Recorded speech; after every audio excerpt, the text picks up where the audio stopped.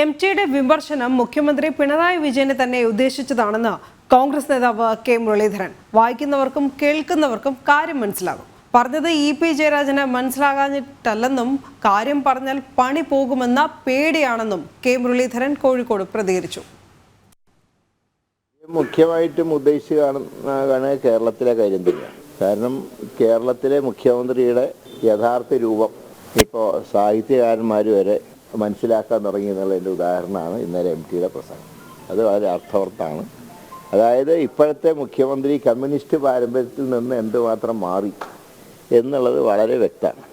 എഴുത്തും വായനയും അറിയാവുന്നവർക്കൊക്കെ അത് കേട്ടാൽ മനസ്സിലാവും.